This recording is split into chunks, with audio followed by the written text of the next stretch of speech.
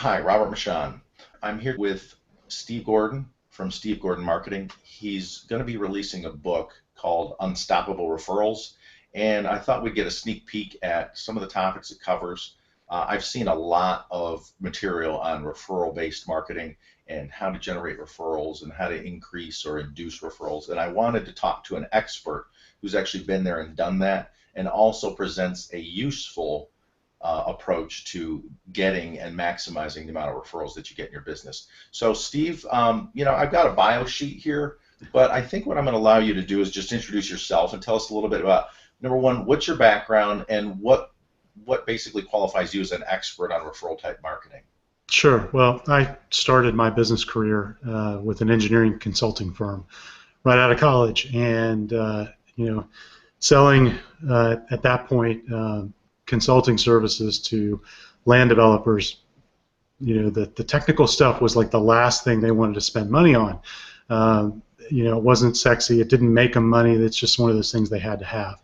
And so, it was a situation where we're selling really high-ticket services in a high-trust environment where they've got to know that we can deliver. Otherwise, we deliver late and they're losing money big time. So I kind of started out in that environment, selling something that people really didn't want to buy, and we sold almost 100% through referral.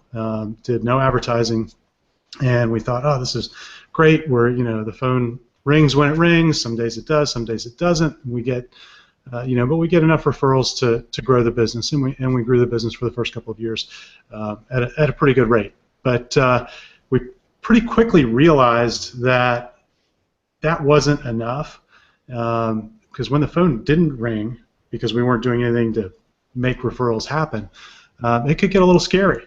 And even though we had a good backlog and everything, you want to have that phone ringing all day long. So that's really how I got started. I became the CEO of that company when I was 28 years old. It was completely baptism by fire.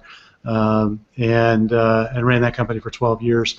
And then about 4 years ago, I decided to really go after the thing that I love doing the most, which is helping other business owners with their marketing and their sales strategy. And so that's what I do now. I've been doing that for the last 4 years, and it's an absolute blast. What's missing out there in the marketplace information-wise when it comes to generating and maximizing and converting referrals? Well, the advice, if you look at all of the major books on the topic, the advice again and again is really just two things. Number one, you need to ask a lot more frequently, and number two, you need to use this particular script, and everybody's got their own script of here's how you would say it, or here's when you would say it to ask for a referral. And for a long time, I applied those methods, and if you apply them, like just about anything, they do work. But a couple of years ago, I taught a seminar for several hundred business owners, and it was on referrals, and we, went through all of sort of that standard information that's in the books. So you got to ask more often, and here's a script to use, and here's when you should use it. And I circled back around with a bunch of the participants, talked to about 20 different participants out of that group who had been through the seminar, and about 6 months later asked, well, so what's changed? Have you applied any of this? Has it made an impact? And what I found was that none of them had applied it. And so they weren't seeing any result, and I really started digging into why they hadn't applied it, and it really comes down to the fact that most business people are uncomfortable at some level asking for a referral. And the thing that I heard again and again was, well, these people have paid me money already. I'm almost a little bit indebted to them because of that, and I hate to ask for one more thing. And so they sat back and hoped that if they just did a really, really good job, they'd get recommended. And sometimes it happens, and sometimes it doesn't. I mean, we all know that.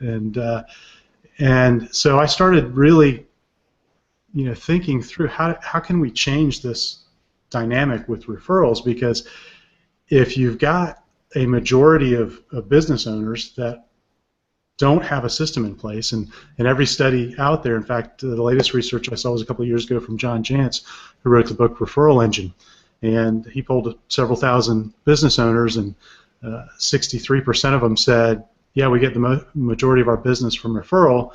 And he asked the second question, well, do you have a system for getting referrals? Well, 80%, 79.9 I think was the exact number, said no, they don't have any way to stimulate referrals. And so I really believe it all comes back to this general kind of uneasiness with asking.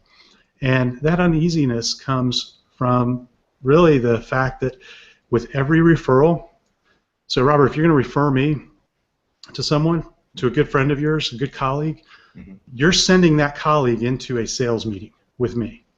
Right. And the only really logical outcome is that your friend is going to end up paying me money. So, that makes, if I'm asking you for the referral, I'm a little bit uncomfortable knowing that that's what I want to have happen. I'm trying to force that situation. You're going to be really uncomfortable because you're risking a lot. You're risking all of your social capital with your friend, right, to send them into a sales meeting with me. So we've got to have a really good relationship, and you got to be super confident that I'm going to deliver.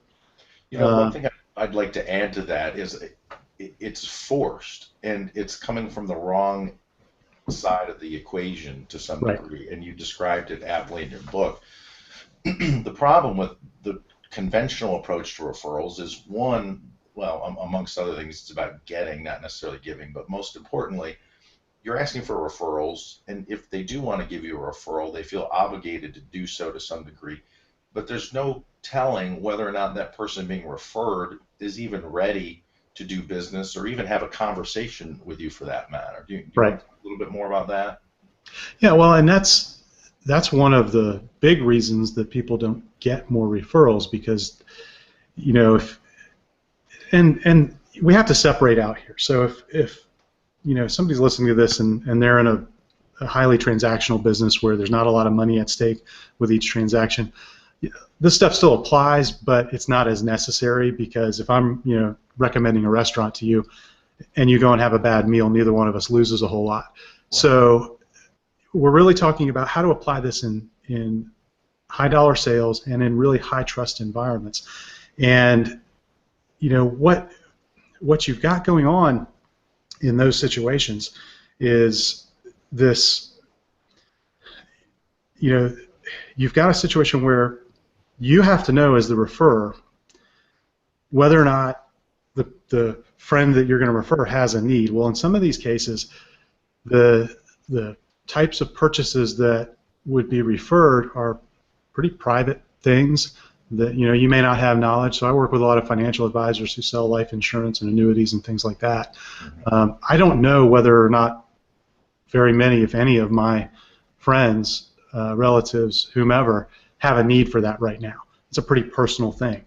So if I go and ask, for referrals for that, the person I'm asking, their mind is just going to spin a little bit. Well, who do I know right now that needs that particular service?